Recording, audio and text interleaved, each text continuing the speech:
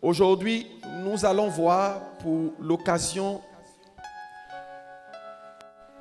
un sujet très important qui constitue le fondement même de l'évangile, le fondement de tous les messages qu'on peut entendre, de toutes les manifestations divines qu'on peut voir. C'est un sujet qu'on ne finira jamais de traiter.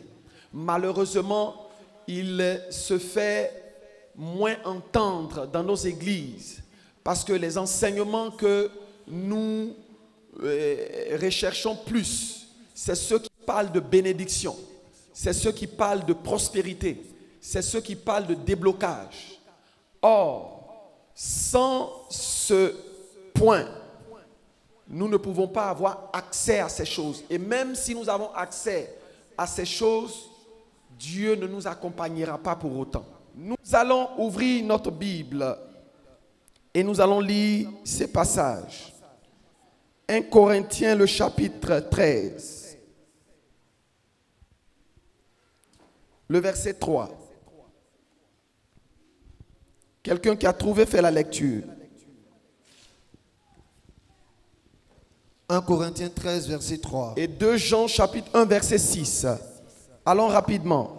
Et quand je distribuerai tous mes biens pour la nourriture des pauvres. Il dit, si même je sacrifie tous mes biens et jusqu'à ma vie pour aider les autres. Vas-y. Quand je livrerai même mon corps pour être brûlé. Verset 3 seulement. Au point de pouvoir me vanter, de livrer mon corps, de me sacrifier moi-même.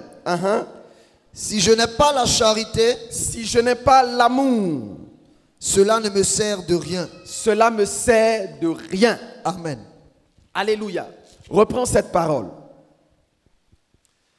1 Corinthiens 13, verset 3. Verset 3. Et quand je distribuerai tous mes biens. Et quand je distribuerai tous mes biens. Pour la nourriture des pauvres. Pour la nourriture des pauvres. Quand je livrerai même mon corps pour être brûlé. Quand je livrerai mon corps même pour être brûlé. Si je n'ai pas la charité. Si je n'ai pas l'amour. Cela ne me sert de rien. Cela ne me sert de rien. Amen. Il veut dire tout simplement, si je n'aime pas les autres, je gagne rien. Je ne bénéficie de rien. Il n'y aura aucun avantage. Il n'y aura pas d'honneur.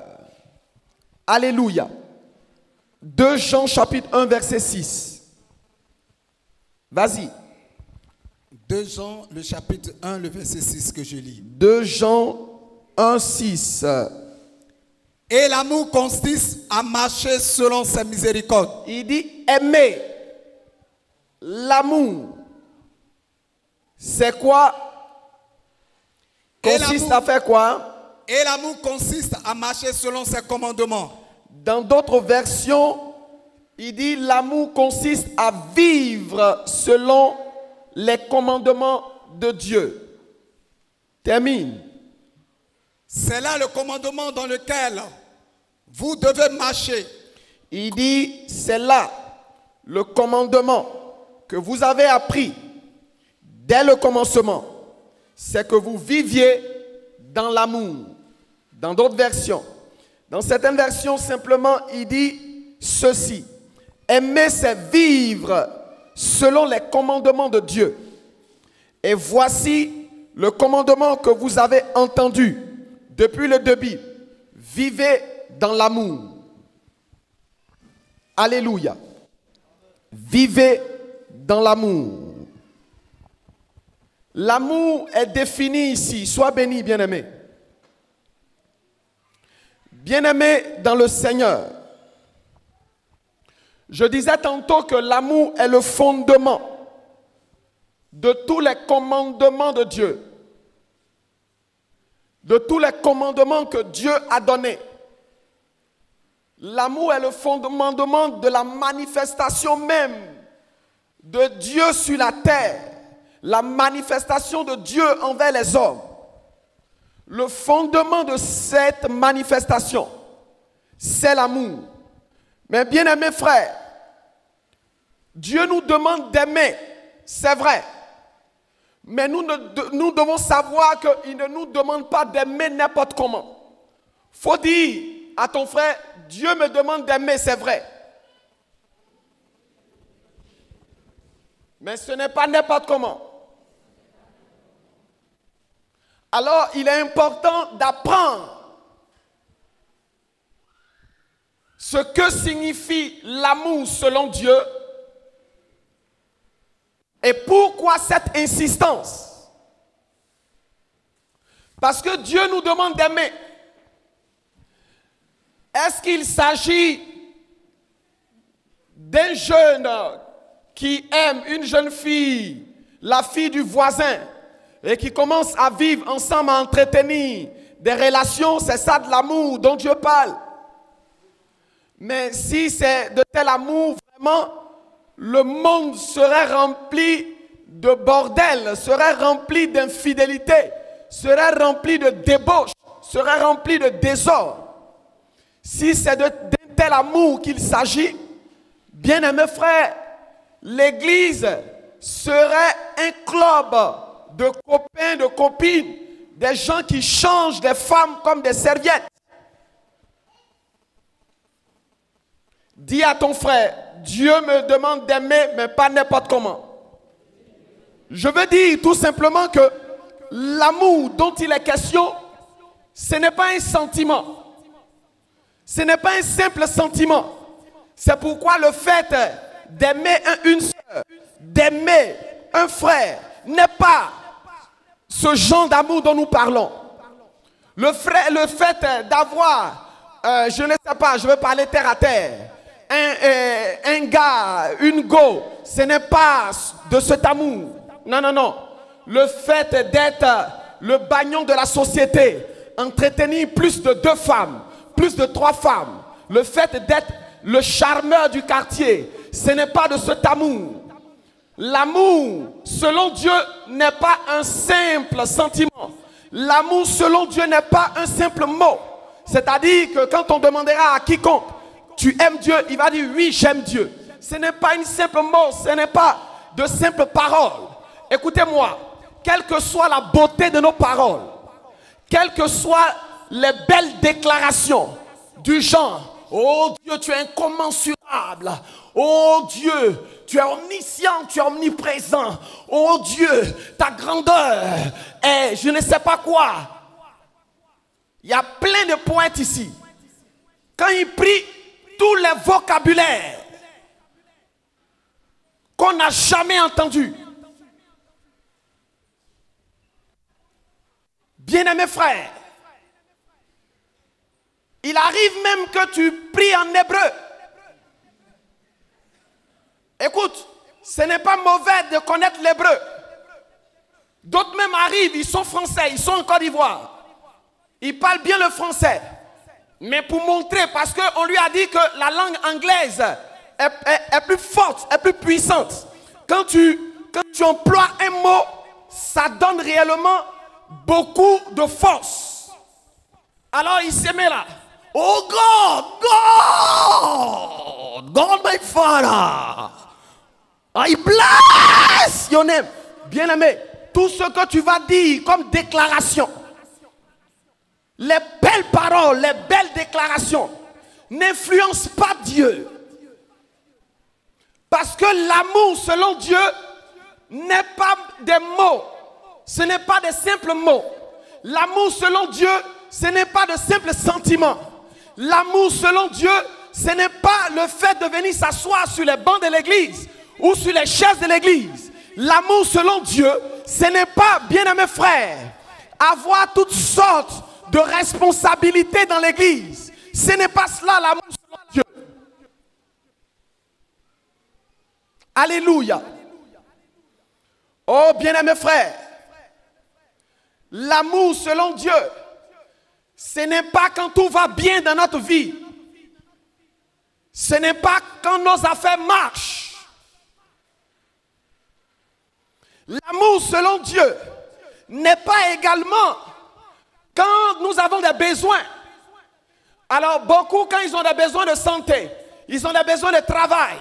Ils sont coincés quelque part. Ils veulent se marier. C'est là ils prient, ils jeûnent pour que Dieu débloque une situation. Il a un examen, un concours. Il prie, il jeûne. Bien-aimés frères, l'amour selon Dieu n'est pas en termes d'intérêt. Ce n'est pas un business. On entend beaucoup de gens qui ont dit dans leurs propos, écoute, Dieu c'est un businessman. Donc, eux, ils aiment Dieu en termes d'affaires. Dieu c'est un homme d'affaires. Tu donnes, il te donne. Bien-aimés frères, l'amour selon Dieu n'est rien de tout cela. Je veux que chacun de nous retienne. Dans Deutéronome 6, le verset 5. L'amour selon Dieu est un commandement. C'est un commandement. Est-ce qu'il y a quelqu'un pour nous aider ce matin? L'amour selon Dieu, c'est un commandement. Verset 5, Deutéronome 6, 5. Il dit, vas-y, lis rapidement. Il n'a pas dit, tu l'aimeras quand il te bénira. Tu l'aimeras quand tu auras des chaussures. Tu l'aimeras quand tu auras une voiture. Tu l'aimeras quand tu seras marié. Tu l'aimeras quand tu seras malade. Il dit, tu aimeras l'Éternel. Dès ta naissance, tu aimeras l'Éternel. Vas-y, termine la phrase. Il dit de tout ton cœur, de toute ton âme et de toute ta force. Il dit tu aimeras. C'est un commandement. L'amour selon Dieu est d'abord un commandement. Écoutez-moi, beaucoup vont dire mais le Dieu que nous prions n'est pas un dictateur. Pourquoi Dieu exige son amour? Pourquoi Dieu oblige les gens de l'aimer? Bien-aimé, la raison est simple. C'est que c'est Dieu qui nous a conçus de ses propres mains. Dieu a pris ses mains pour nous créer, pour nous concevoir. Dieu a tiré tout homme de la poussière et il a plu à Dieu d'insuffler son souffle de vie. La respiration que tu as, le souffle que tu as, ce n'est ni ton argent qui garantit cela, ni ta beauté qui garantit cela, ni ton teint qui garantit cela, mais ce qui garantit, c'est l'amour de Dieu qui te maintient sur la terre pour une période bien donnée, espérant que toi, tu lui rendes cet amour, l'amour qu'il a été le premier à te donner en te fabriquant, en te créant, en permettant que malgré le nombre de morts qu'il y a eu dans ce pays au cours de cette crise, toi tu sois épargné, toi tu vives malgré les décès qu'il y a eu en 2018. Dieu dans son amour, dans sa grâce, t'a permis de voir 2019 en retour. Dieu veut simplement que tu répondes à son amour. Dieu veut que tu répondes à son amour. La deuxième raison est que nous avons été créés à l'image d'un Dieu d'amour. Nous n'avons pas été créés à l'image d'un rat, ni d'un lion, ni d'un animal quelconque.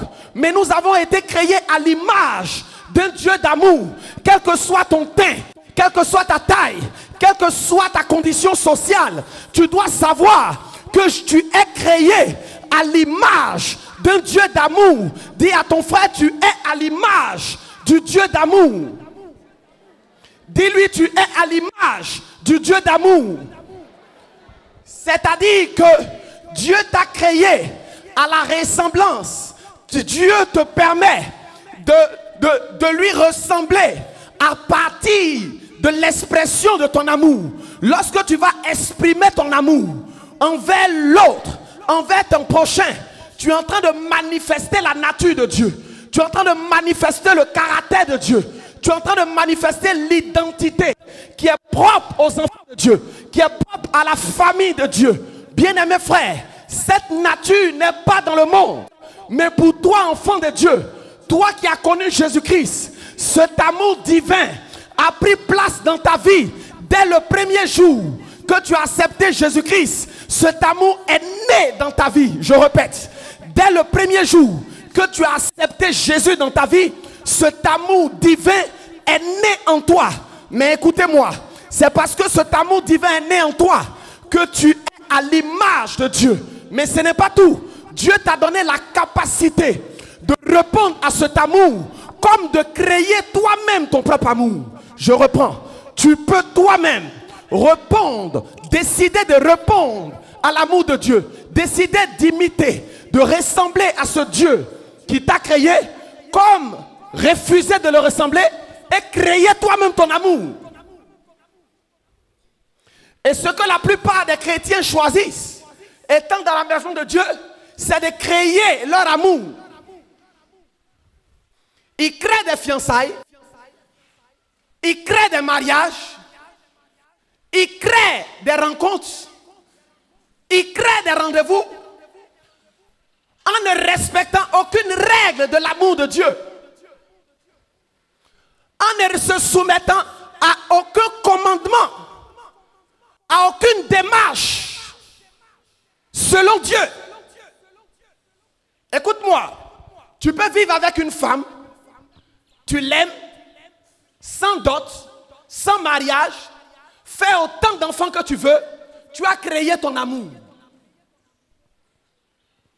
Est-ce que quelqu'un me comprend? Tu as créé quoi? Tu as créé ton amour. Parce que l'amour, selon Dieu, te demande d'honorer le père, d'honorer la mère, de considérer le père, de considérer la mère, de considérer les membres de ta famille. L'amour selon Dieu ne va jamais te pousser à faire le contraire. Mais l'amour selon toi-même, que la Bible appelle l'amour charnel, te pousserait à dire, mais c'est mon argent, je m'en fous. Je suis majeur. Je peux prendre mes responsabilités. Je n'ai pas besoin. D'ailleurs, même le vieux, il est au village. Ça ne vaut même pas la peine. On va lui tenir informé, ça s'arrête là. Tu as créé ton amour. Lorsque tu sers Dieu avec des intérêts, avec des motivations, d'argent, tu crées ton amour pour Dieu. C'est-à-dire que tu es en train de servir, tout le monde voit, tu manifestes l'onction, tu manifestes la grâce de Dieu. Mais aux yeux de Dieu, il ne te reconnaît pas.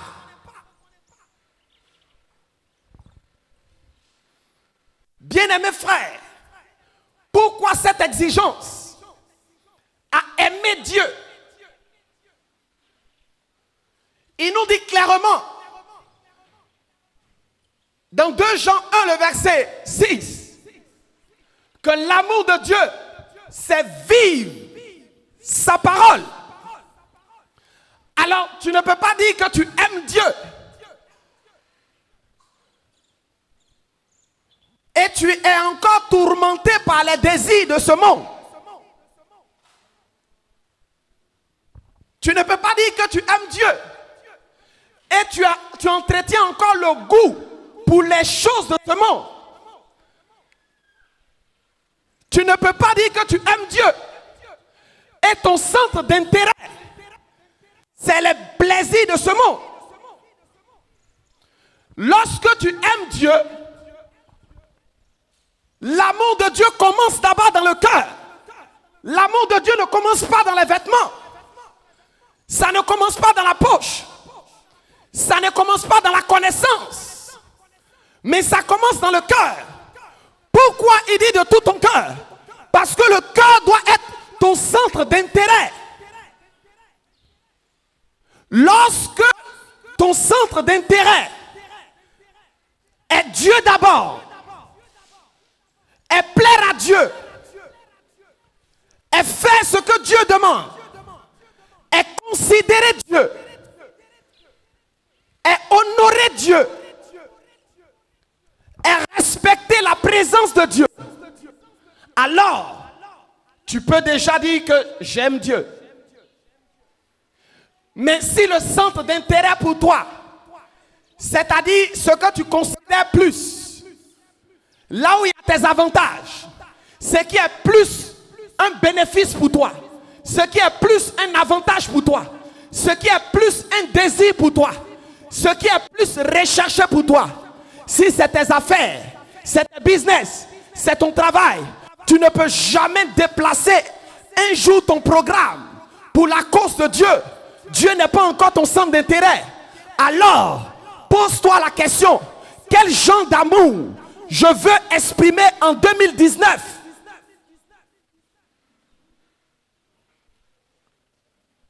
Quel genre d'amour? Est-ce un amour qui viendra pour chauffer les bancs, ou bien pour augmenter le nombre des fidèles à l'église, ou bien un amour qui va attraper une Bible, un amour qui dira aussi que moi je suis marié, que moi j'ai des enfants? Écoutez-moi, c'est un amour d'intérêt général. Dieu n'est pas dans un amour d'intérêt général. C'est pourquoi Dieu veut distinguer ses enfants en leur donnant un amour inconditionnel, un amour qui n'est pas limité. Regardez, nous sommes de plusieurs ethnies, nous sommes de plusieurs régions, mais malgré cela, l'amour de Dieu n'a pas dit j'aime les baoulés, j'aime les bétés, j'aime les guerriers, j'aime les adoukou. Il a dit j'aime le monde. C'est un amour inconditionnel, c'est un amour illimité. Et Dieu veut que tu sois un canal, Dieu veut que tu sois un instrument de cet amour manifesté à la gloire du Seigneur, de cet amour qui est la clé et l'accès du royaume de Dieu, la clé réellement de la sainteté, la clé de la réussite, la clé du succès, l'amour qui te donne de prendre le chemin du ciel.